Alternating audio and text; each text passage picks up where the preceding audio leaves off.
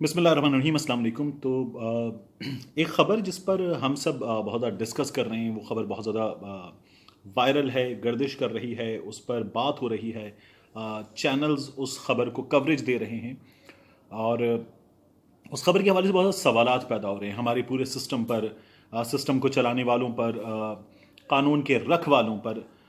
اس خبر پر کچھ ایکسکلوسیو چیزیں مجھے معلوم ہوئیں، تو میں نے کہا میں آپ سے شیئر کروں۔ یہ بڑی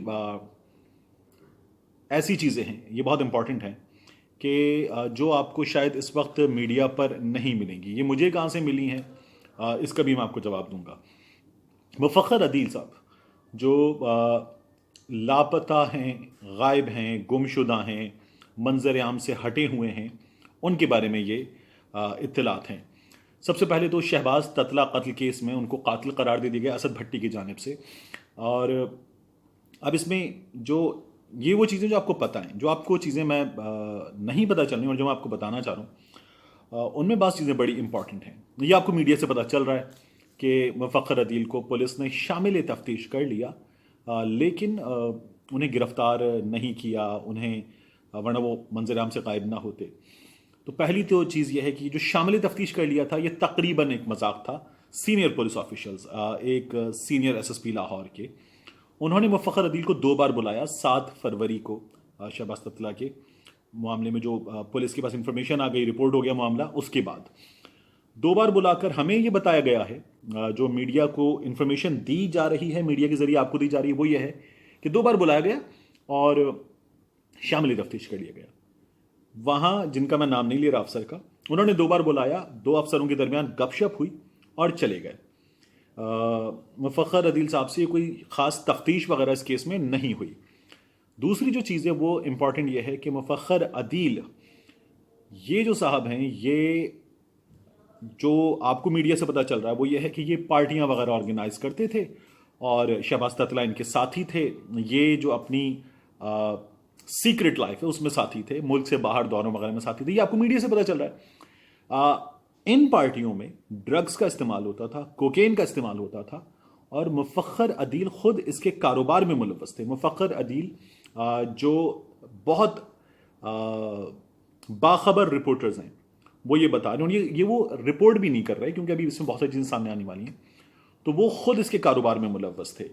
مفخر عدیل جو سابق قبائلی علاقہ جات ہیں، وہاں پر موجود لوگوں سے بعض ڈرگز بائی کرتے تھے اور پھر اس کو آگے سیل کرتے تھے۔ یہ ڈیٹیلز سامنے آ رہی ہیں، اور خود بھی وہ نشے کی لت میں مبتلا تھے۔ اس کے بعد مفخر عدیل کے بارے میں جو خبر میں اب آپ کو یہاں دے رہا ہوں، یہ خبر ابھی امکانی خبر ہے، ممکن ہے کہ یہ والی خبر غلط ہو جائے، لیکن امکان یہ ہے کہ مفخر عدیل ملک سے فرار ہو چکے ہیں، جا چکے ہیں، اور غالباً افغانستان یا ایران، اور پھر اس کے بعد اس سے آگے ہمیں کچھ دنوں میں ٹریسز ملیں گے۔ ممکنہ طور پر یہ خبر آ رہی ہے کہ ممکنہ طور پر وہ فرار ہو بھی چکے ہیں۔ آج جب میں آپ کو یہ بتا رہا ہوں باتیں، تو اس وقت 2 جگہوں پر پولیس نے اپنے غوطہ خور لاش کو تلاش کرنے کے لیے ٹیمیں اتاری ہیں، اور جو شہباز تتلہ کی باقیات ہیں انہیں تلاش کرنے کی کوشش کی جا رہی ہے۔ باقیات اس لیے کہ تیزاب کے ڈرمز میں ڈالا گیا تھا، اب وہ باقیات رہ گئی ہیں۔ مفخر عدیل کے بارے میں آپ یہ جان لیں، یہ اتنا امپورٹنٹ کیس اور اتنا عجیب کیس اس لیے ہے کہ مفخر عدیل جب سی ایس ایس کا انہوں نے اور شہباز تتلہ نے ایگزام پاس کیا ہے، تو مفخر عدیل نے پاکستان بھر میں مقابلے کے امتحان میں 2ری پوزیشن حاصل کی۔ اور ایک اور امپورٹنٹ چیز یہ ہے کہ یہ ابھی بہت کم جگہوں پر آپ کو پتہ چلا ہوگا، لیکن یہ دونوں مل کر، مفخر عدیل اور شہباز تتلہ مل کر، جہاں غیر قانونی کام کر رہے تھے، وہاں یہ ایک اکیڈمی بھی چلا رہے تھے، وہاں یہ پڑھا بھی رہے تھے، تربیت بھی دیتے تھے، یا اگر خود نہیں پڑھا رہے تھے تو وہاں تعلیم دی جا رہی تھی، سی ایس ایس کے لیے لوگوں کو تیار کیا جا رہا تھا۔ اور اس اکیڈمی کے اشتہارات میں مفخر عدیل کی تصویر موجود ہے، اور لکھا ہوا ہے کہ ان کے سپرویژن میں یہ اکیڈمی جو ہے وہ چل رہی ہے۔ لاہور میں یہ اکیڈمی بھی چلا رہے تھے، سی ایس ایس کی تیاری کر رہے تھے۔ سی ایس ایس کے 2nd پوزیشن ہولڈر تھے اپنے وقت میں جب انہوں نے ایگزام دیا تھا۔ پھر مفخر عدیل اور شہباز تتلہ دونوں ایک ہی ٹاؤن سے ہیں، بچپن کے دوست ہیں، نارووال سے دونوں کا تعلق ہے۔ اور میں آپ کو یہ بھی بتاؤں کہ ایک سیاسی شخصیت جس کا نام، کچھ اور چیزیں سامنے آئیں گی تو آ جائے گا، لیکن ایک سیاسی شخصیت नारोवाल की, इनकी जो गैर कानूनी सरगर्मियां थी उसमें बाज हवालों से वाकिफ भी है, और उस सियासी शख्सियत को इन्होंने अपनी बाज गैर सियासी सरगर्मियों से उसको इन्होंने फ़ायदा पहुंचाया, उस शख्सियत ने इनको फ़ायदा पहुंचाया। और ये जो हजरत हैं, ये अब जो बड़ी खबर इसमें वो ये कि मुमकिन तौर पर मुल्क से फरार हो गए हैं। ये खुद ड्रग्स का कारोबार कर रहे थे, पुलिस को ये सब कुछ मालूम था, लेकिन पुलिस ने इंतहाई गैर संजीदगी का मुजाहरा किया है। और इस गैर संजीदगी के मुजाहरे के बाद पुलिस ने अब तक अब ये मैं आपको मुहावरतन नहीं बता रहा, सही फिगर्स जो है वो तकरीबन 380 के करीब है। इसमें कोई 100 से ऊपर लड़कियां हैं जिनसे इन्वेस्टिगेशन की गई है, क्योंकि ये रंगीन पार्टियां करते थे। और उन रंगीन पार्टियों में सिर्फ ये नहीं, मतलब आपको ये मीडिया से खबर मिल रही होगी तो एक डॉल्फिन अहलकार की जो अहलियां हैं वो शामिल हैं, तो पुलिस के कुछ और किरदार भी हैं, कुछ इनके हमपल्ला ऑफिसर्स, कुछ निचले दर्जे के ऑफिसर्स, वो इनके साथ शामिल थे और वो इनको इनकी तमाम इन सरगर्मियों में सपोर्ट करते थे।